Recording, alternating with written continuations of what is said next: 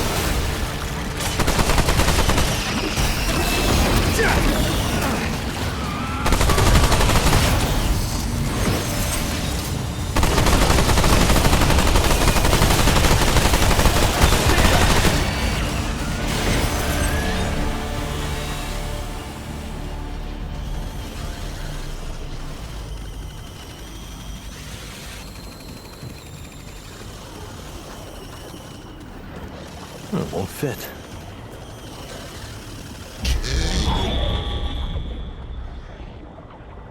Am I? Is this real? Or has insensate madness claimed me? Paxaltag. I have not tasted air unmixed with the foul humors of the tangle in an age's age, nor dared I dream that I ever might again, much less feel the soft touch of good soil beneath my hooves, or the kiss of the wind on my free fur. Faithless, faithless have I been, and yet Paxaltag came, with war in its right hand, and temperance in its left. The Paxaltag came, and I am saved. two-handed warrior. It has my allegiance, whatever may come. Paxeltech have a gift for death, this much is true, but they are not all destroyers. Perhaps if it fights with us, perhaps the root may yet be crushed under the wheel of time. Take this, though it be a relic of Relamer, stewards of death. Wield it in defense of life.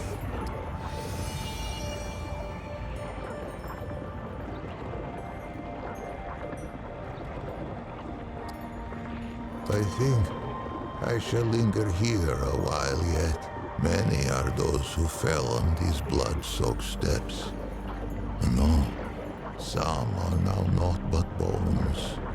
They each deserve the funerary rites of royalty. These I shall endeavor to complete with whatever time is left to me. If its road should ever wind this way again, grace me with a visit. There are yet tales of Yesha, I might tell it, if it cares to hear them shared. On the contrary, it has been ages since I felt so very much alive. Let us first be properly introduced. Once I was called Lich, foremost of the Lemir. High priest of the dead. Oh, I gloried in that title. A funerary priest of the deathless, the highborn. One who wraps the powerful in glory, and a Muslim who seals the secrets of the eternal empress with sweet seed oil and with night sap. We guarded the flesh of the great and sought their resurrection. Among these trusted sacred pan, I was the utmost. I relished the favor of her permanence. More fool I.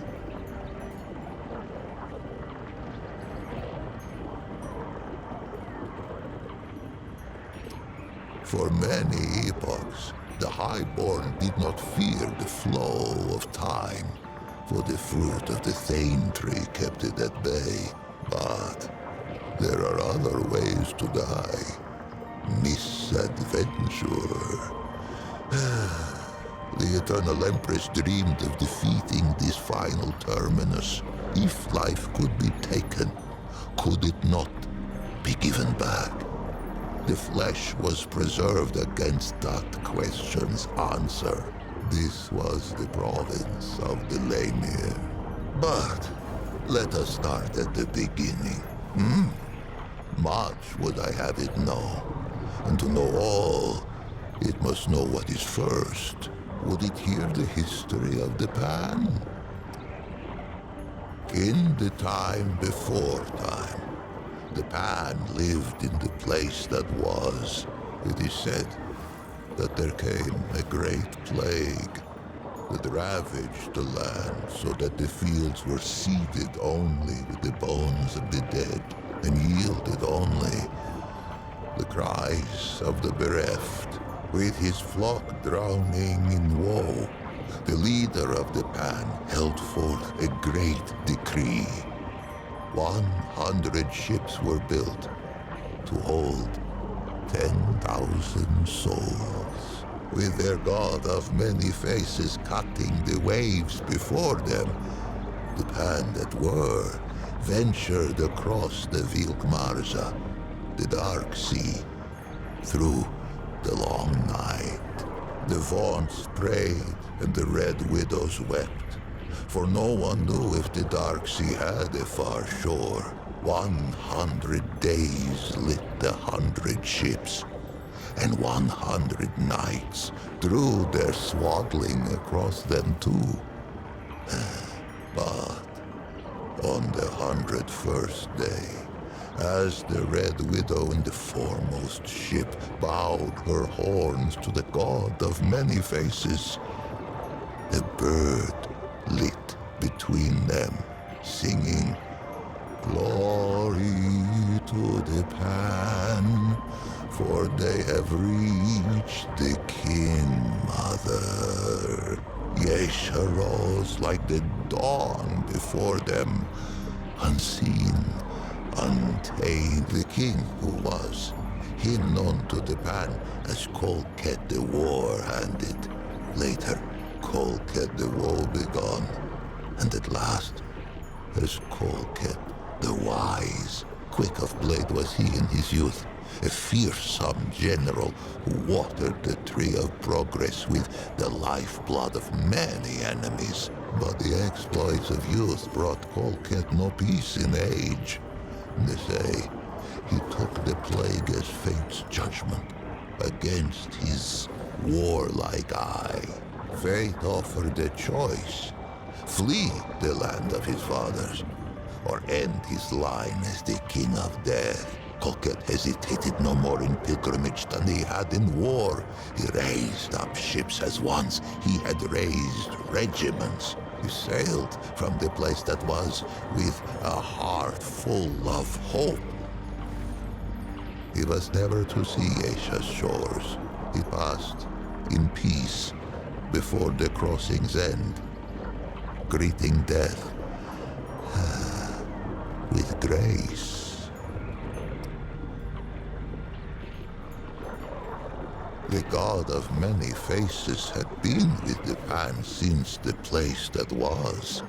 Longer, none speak of a time before its guardianship.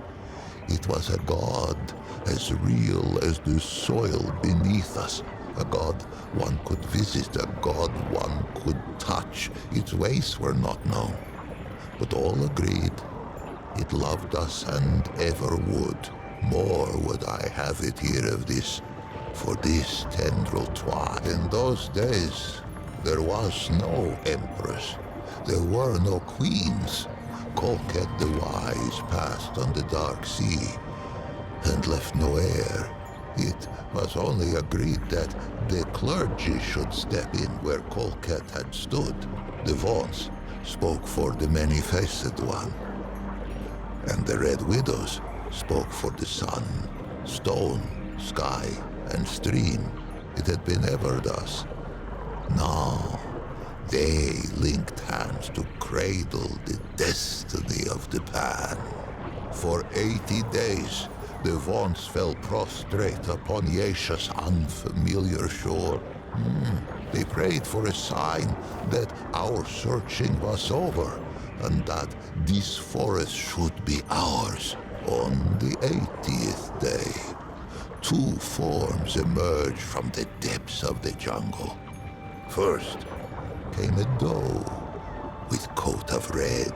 Where it walked, the soil gave forth flowers and sweet berries, and they took it as a sign of grace. But behind the doe came another, a wolf with fur as lightless as the obsidian waves the Pan had so lately crossed. Surely, this great beast was a portent of death. Yet, desperate were these threadbare priests of old. And why not? The doe fills all who glimpse it with a spirit of hope and a sense of growth. It leaps among the shrub and bramble even now, even with Yesha sundered by the root. There are those who think it more than a spirit, a god in waiting. These call themselves the children of the Red Doe. The carpenter's daughter was one such. May her faith be rewarded. May her spirit roam the forest alongside the doe forever free. Those who glimpse the doe often glimpse the wolf, for the latter seems compelled to pursue the former.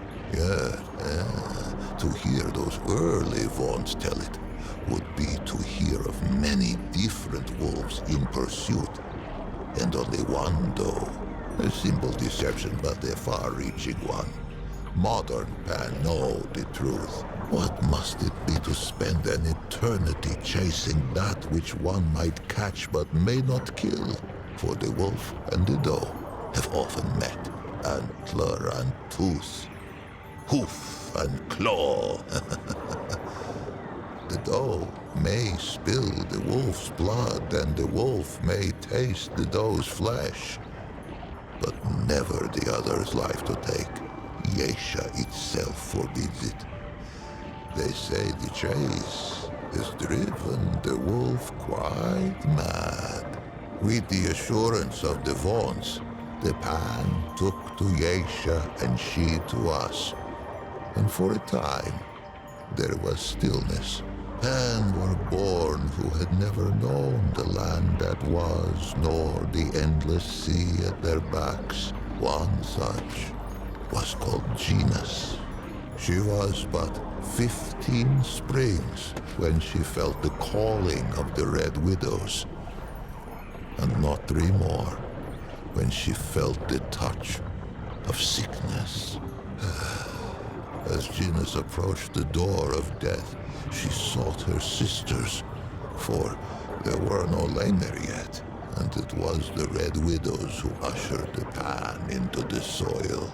But Genus's malady was known to the Widow Mother, to her, to the Elder Pan. It seemed the plague had found them again, even on this distant shore. Genus was shunned, cast out into the jungle, and her name was forbidden from Pan lips. None among them could have foreseen. Plague-ridden and scorned, the Red Widow Genus had been cast into the jungle to be forgotten. But fate had other plans. After many days in the jungle, Genus emerged. The Pan were humbled, for all signs of plague had been lifted from the young Genus, replaced by a regal gait none could deny. Fascinated, all assembled to hear her tale. And quite a tale it was. Genus spoke of a vision that had come upon her as she lay in the moss, gasping out her last. In her vision, the plagues had returned. Pan, young and old, wailed and keened and spat their last blood on Yesha's pristine sand. But then, when all seemed lost, a great tree rose out of the jungle, strange and wonderful, and heavy with luminous fruit. This tree, the Thane, she named it, gave all who ate of it a life unending. The Pan embraced it, and their glory stretched on for 1,000 epochs. Genus rose to power on this. Inspired by spreading her message of doom and salvation. The Red Widows were easy converts, inclined to believe their sister, and eager to spread her vision to all the Pan. In time, they held more sway than even the Vaughns. It was a great shift. It would not be the last. Among the Red Widows, Genus was quickly elevated to Widow Mother. The crops flourished, and the villages spread. The jungle receded from the shore. It is difficult to say. Genus has had charge of her own legend for an age of ages.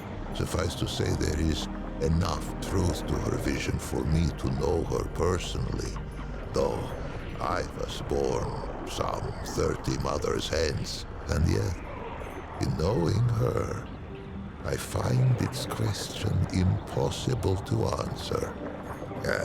But we get ahead of ourselves, two-handed one. Many seasons passed, and Genus grew stooped and lined as all Pan before her had. In her 77th winter, Genus had another vision. The Thane called to her, and she told her people it was time to seek it out, for the calamity was imminent. 500 men were assembled to undertake the expedition. Gina's herself, a contingent of Red Widows, a party from each of the villages. Many imagined they would never see their queen again. Those that lived long enough came to know the taste of those words. When Gina's, now as young and beautiful as the day she first beat death, emerged from the jungle once more, with 49 immortals at her back.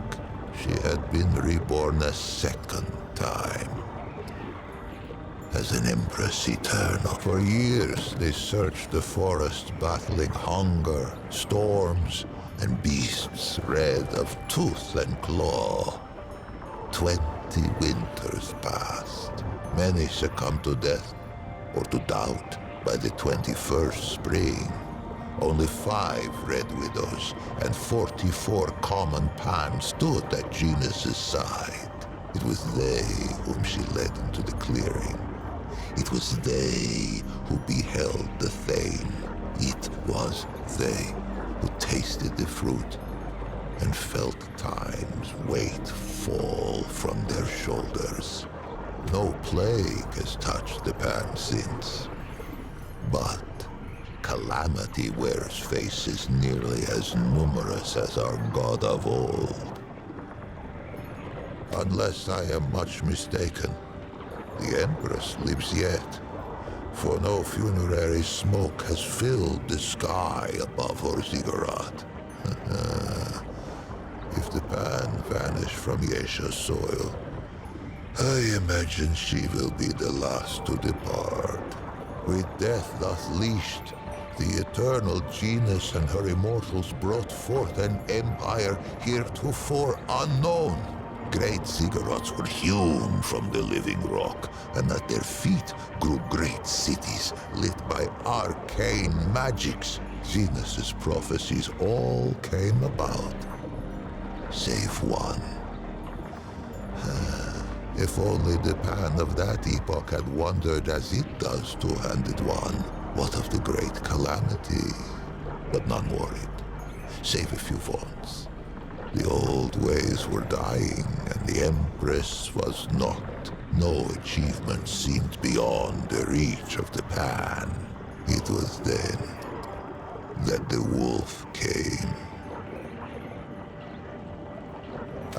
But the story of Yesha is the story of who tastes the fruit of the Thane tree. 49 immortals begat many more. A deathless aristocracy.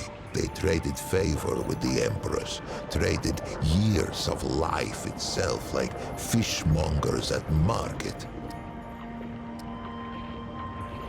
They called it the Ravager, the very obsidian beast the vaunts of old had glimpsed and hidden. It sprang from the jungle as sudden as a squall. It made no more than mutton of the bravest warrior. Fear fell like night across the empire. Death roamed Yesha. Ravenous death none could tame. There were those who would have seen the beast slain, but the Ravager was never much glimpsed that the Red Doe should not follow. And vice versa. The green things of the jungle sprang from the Red Doe's feet. But on what do green things grow, if not the flesh of departed life? Who knew what would become of the doe if the Ravager were felled? Who knew what would become of the jungle? Who knew what would become of the Thane tree? It was the twice humbled vaunts who kept the empire from vanishing down the Ravager's throat. For the vaunts had pondered the beast since it first appeared to them on Yesha's shores. It was they who had learned to listen to Aethir's song. They who learned to appease the Ravager with tribute, with dance, and with music. Balance returned, and the wheel of time Hold on. The song of all living things. It permeates our forest. It whispers in the leaves, thrums in the soil, shines in the sun, babbles in the stream. The Vaughns devote themselves to the song's mystery. They play it to tap its power, as other Pan might use the energy of a crystal or the heat of a flame. Those attuned in prayer hear it strongest, but all may catch its strain from time to time, even a Paxeltech. Who is to say? For that was hardly the last calamity to befall the Pan at Yesha. With the Ravager appeased, the Empress dreamed of rule eternal.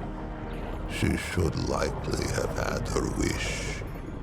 But for one thing, the Thane tree, that of the fruit of immortality, began to die. For many lifetimes her permanence hid this knowledge from all who served her, slave and immortal alike. And why not? She had amassed a great store of fruit, and surely something could be done to save the tree. Why crack the very bedrock of her society? But the tree's decline could not be arrested. Fruit was rationed. Noble lineages withered. We lay there, once prepared for the final death of death. Only those immortals who had fallen in battle or by misadventure. Now, we found ourselves winding wizened nobles in sap and muslin by the hundreds. Perhaps what came next was inevitable. Rebellion, insurrection, revolt. This was the fire that was to sweep through Yesha's jungle. For a life of lifetimes, the Eternal Empress had hidden the decline of the Thane tree. But like the Vaughns of old, had underestimated the power of one young, plague-addled Red Widow. Genus herself failed to foresee the power of one called Navun. Navun was one of her Eternity's own guards. How she learned of the rot at the roots of the Thane tree, I cannot say. I know only that she had no taste for the Empress's deceptions. Navun fled the ziggurat and spread the news far and wide. Her words found home in the ears of the gull. Yesha's slave caste. No slaves could hope to challenge the power of an immortal aristocracy. But what about a nobility in disarray? One where the great and powerful would soon fight for scraps of fruit like bare-ribbed dogs. They rose, first singly, then in a tidal wave. The Empress found herself at war. Perhaps she might have won, if not for the Destroyer. Ever was Gina served by the Red Widows. She was still Widow Mother, is still, if such a thing has any meaning now. Some among the widow's ranks forswore tenderness and became instead her permanence's highest guard. Genus herself had been the lowest widow in her order, and she had turned Pan society inside out. How fitting, then, that the last and least of her own widow guard should become her greatest adversary. It bridled when I called it God-murderer. Surprised I am that it should know so little of the deep track its kind have trekked across our soil. Let us walk those prints now, that it should be enlightened. It has heard of Yesha civil war, of slave with blade of hoe to neck of noble, and noble with point of sword to belly of slave. Into that tempest walked one of its kind, Paxeltech. I cannot say why, though perhaps it might someday tell me from whence. Whatever its motive, hither came the destroyer, even as the Pan turned their ravenous gaze toward the fruit of immortality. Our god of many faces remained satisfied with the scant worship of the vaunts and the commoners. It was an ever-present comfort, a guardian we scarcely thought of. The destroyer, Paxotech, oh yes, its kind, drove its blade into the pure heart of our guardian. We knew not that it was the god of many faces who kept the root from this world. But in death, many faces' absence was soon felt. In her world already torn by war, where caste let blood of caste, there came reports of some new woe. Travelers spoke of twisted horrors on the road, but we who relished in the weight of this wall only scoffed. Who knew that the very air could rip, that the world itself could tear and spill like a wineskin under hoof?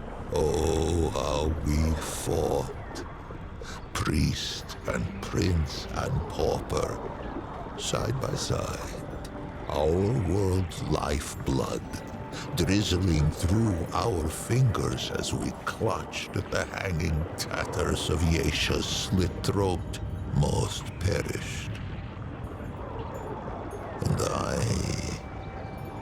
became enmeshed. I thought our tale told, our race run, and yet, among the Pan there is a saying. Why just ask the Rin? I gave the impression perhaps that Yesha was uninhabited at the arrival of the Pan, save for the doe, the wolf, the birds, and the beasts. This is not so. The Rin slink Yesha's canopy on leathery wings. Perhaps they once thought to defend their forest.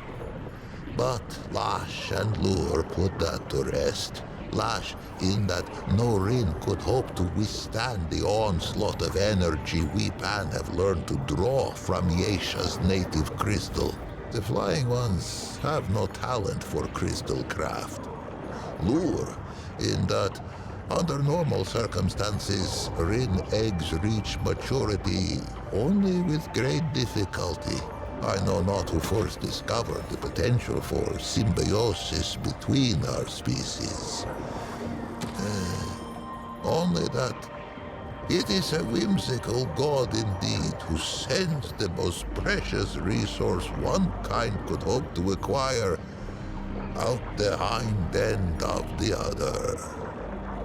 As sure as there is iron in the soil of Yesha, there is irony.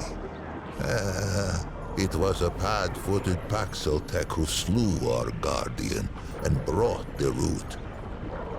Would it be so strange to see a Paxotech drive them from our shores? Perhaps as with Genus and Navoon. The strangeness is the point. It has done me a service unpayable. No reward can suffice. But perhaps, if it cannot be rewarded, it can be equipped. Colket brought war, then wisdom. Its forebears brought the root, but its wisdom stayed the flames, that I might live beyond the hated knot.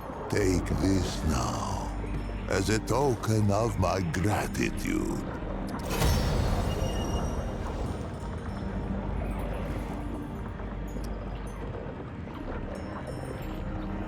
The Pan must put their faith in action and belief, not weapons and walls. I forever owe it thanks. as shall the many souls scattered on these steps. To them I must tend. Be well, two-handed warrior. Be strange fate's agent.